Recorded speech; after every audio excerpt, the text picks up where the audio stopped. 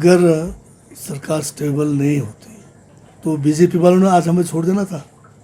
इस टाइम तो जयराम जी जो है नाच रहे होते, पर जयराम जी आज दर दर भटक रहे हैं, कभी दिल्ली, कभी चंडीगढ़, कभी शिमला भटक रहे हैं।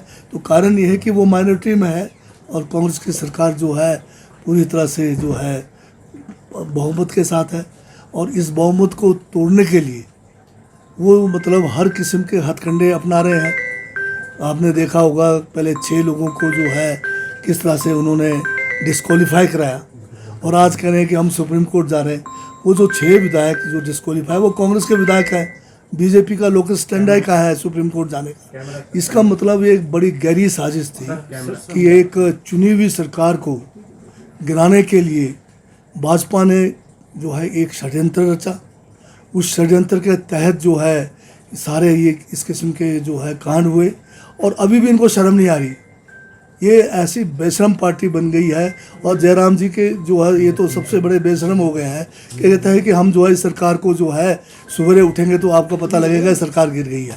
तो इस किस्म की बात कहना अपने आप में जो है एक नकारात्मक सोच की बात है, जो संविधान के खिलाफ है, जो नैतिकता के खिलाफ है। तो ये फिर भी जो है इसको अगर हम टॉलरेट कर रहे हैं तो फिर समझ सकते हैं कि लोकतंत्र कितने जो है खतरे में है।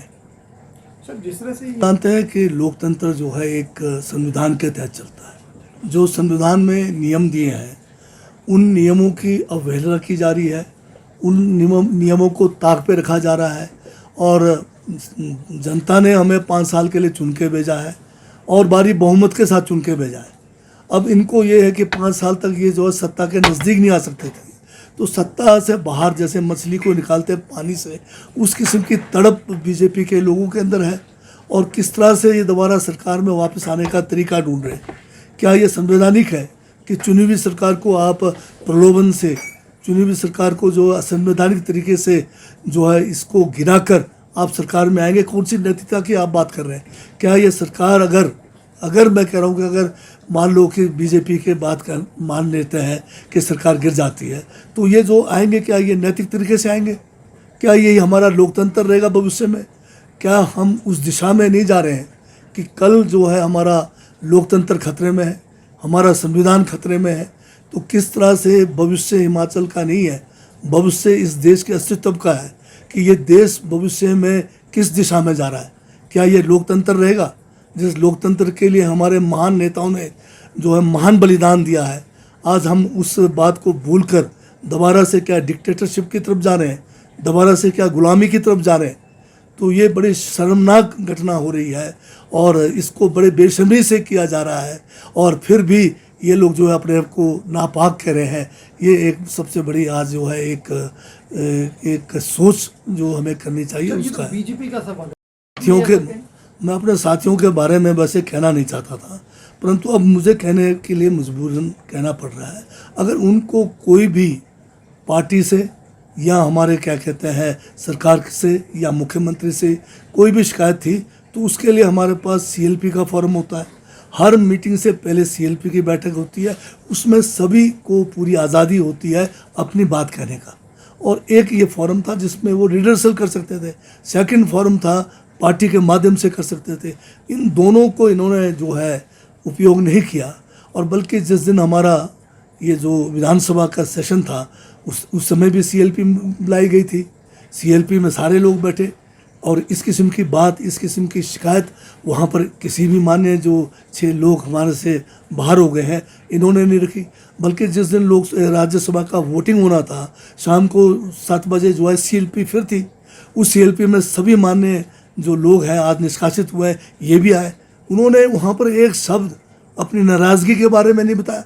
अगर वो कहते हैं कि भाई हम वोट जो है नहीं डालेंगे, हम नाराज़ हैं, हमारी नाराज़गी को दूर की जाए, तो वो एक संविधान के तहत लोकतंत्र में ये बहुत बड़ा एक अधिकार जो था उसको उन्होंने खो लिया। तो अब जब ये निष्कासित हुए हैं, अब ये कह रहे हैं कि हमारे ये ग्रीवेंस थे, फलाने थे, तो क्या इनको ये अधिकार है? अगर ये हमारे पार्टी के आदर्शों से भी अगर अलग हो गए हैं या नाराज़गी थी तो रिज़ाइन कर देते, रिज़ाइन करके दोबारा से चुनाव लड़के आ जाते। और जिन्होंने आपको नाराज़गी दी या जिन्होंने आपको जो है मौका नहीं दिया उनके खिलाफ कर लेते आप, वो तो एक लोकतांत्रिक तरीका था। परंतु आप जो है दूसरे खेमे में जाएंगे तो हमारा जो संविधान में शेड्यूल 10 में बताया हुआ है, जब आप अपने दल के खिलाफ जाओगे, आप बजट सेशन चला हुआ है, बजट में अगर एक भी कट मोशन गिर जाए तो सरकार गिर जाती है। तो आप तो सरकार गिरा रहे थे, आप कहाँ थे सरकार के साथ?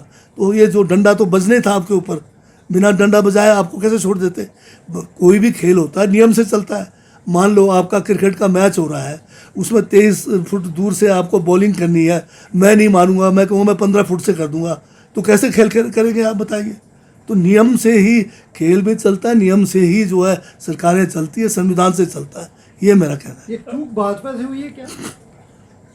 हाँ, इसके बारे आप मुझसे ज़्यादा जानते हैं। सर जो बागी है वो कह रहे हैं कि और भी अब दावा करते रहें, कौन रुकता? दावा करने से क्या हम रोक सकते हैं उनको?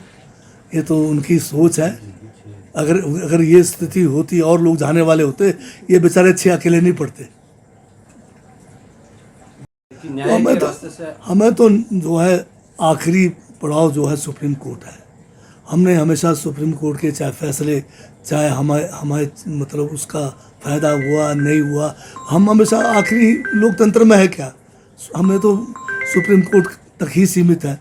सुप्रीम कोर्ट जो भी फैसला देगा उसको हमें मान्य है, और क्या करें। सर चर्चा ये तो भावनाएं जो है खुली रहती है। कोई चीज़ ऐसा नहीं होता कि आज आप कहेंगे कि हम 2 दोस्त हैं, कल वही जो दोस्त हैं दुश्मन बन जाते हैं और दुश्मन दोस्त हो जाते हैं। तो राजनीतिक संभावनाएं तो कभी समाप्त नहीं होती। सर दूसरा सर एक काफ़ी सारी अफवाह यहाँ पे चल रही है कि जब कैबिनेट थी कि आप वहाँ से पिछले कल यहाँ पर बात की। पहली बात तो मैं ये कहना चाहता हूँ कि कैबिनेट का मतलब नहीं होता है कि वहाँ जाके राम सलाम करो, जप्पी लगाओ। कई मुद्दे होते हैं जिसके ऊपर एक दूसरे की सहमति नहीं होती है, इसीलिए कैबिनेट होता है। कैबिनेट में हम एक दूसरे के विचारों को भी समझते हैं। पॉलिसी में अगर हमें लगे ए ठीक नहीं है, बी ठीक नहीं है, हमें डिस्कस करने का पूरा अधिकार है, और उस अधिकार का हम लोग पूरा पालन भी करते हैं। और फिर बहुमत की जो राय होती है कैबिनेट में, उसी का फैसला होता है। जहाँ तक अभी एक ये जो जिसको कांड का रूप दिया जा रहा है, ये ना तो कांड था, ना कोई उस किस्म की वारदात हुई है।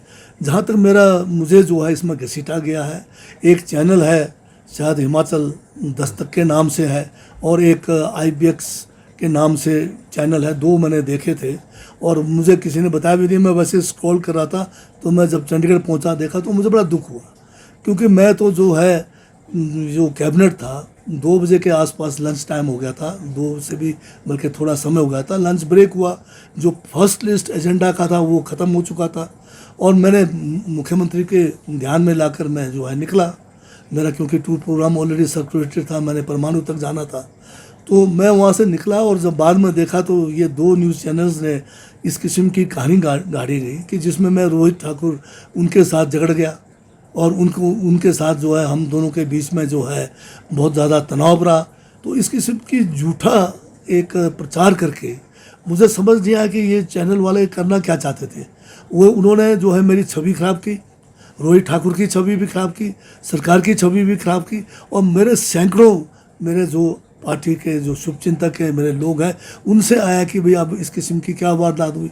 हम अपने पार्टी के लोगों के नज़रों में भी हमें गिराया गया। मैंने तुरंत जो है उस चैनल के जो करने वाले हैं उनसे संपर्क किया, और मैंने कहा आपने ये जो है षड्यंत्र क्यों किया, आपने ये झूठी खबर क्यों फैलाई? तो वो जो है इधर उधर की बात करके बात टालने की कोशिश की। तो मैं जो है बहुत आहत हुआ हूँ इस बात से। मैं जो है जो भी कानूनी जो मेरे पास कानून का सहारा है, मैं उसको लेकर इन दोनों चैनल के खिलाफ जो है मैं कानूनी कार्रवाई करूँगा।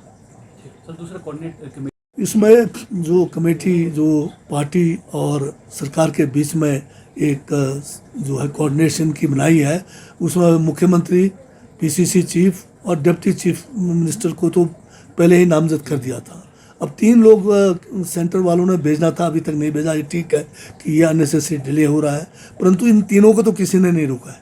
ये तीनों तो जब उसी दिन से बैठ के कोऑर्डिनेट कर लेते, तो 3 में से आपस में सलाह करना, 2 एक तरफ हो जाएंगे, एक तरफ तो हो गई होगा, तो मेजॉरिटी का ही होना था। तो इनको तो किसी ने नहीं रोका। तो आपको क्या लगता है अभी भी संगठन और सरकार जो है इस कमेटी को जो है एक्शन में लाना चाहिए। ये हमारे पार्टी हित में भी है, सरकार के हित में भी है, और हमारे हिमाचल के लोकतंत्र के लिए भी ये ज़रूरी है। नहीं सर, फाइनल वर्ड इस तारीख को है टूट है। ये 28 लोग रह गए कुल बीजेपी वाले। 28 लोग कैसे मतलब सरकार गिराएंगे आप बताइए? इन्होंने जिस तरह से 25 लोगों ने 34 का बनाया, तो उस 34 बनाने में कितना धन बल का वो हुआ, पूरे इलाके में बात फैली है कि ये जो बहुत बड़ा धन का इसमें जो है इस्तेमाल किया गया है, प्रलोभन दिया गया है। तो अदरवाइज़ कोई जादू की छड़ी थी जो इनके पास कि 25 से 34 हो जाए।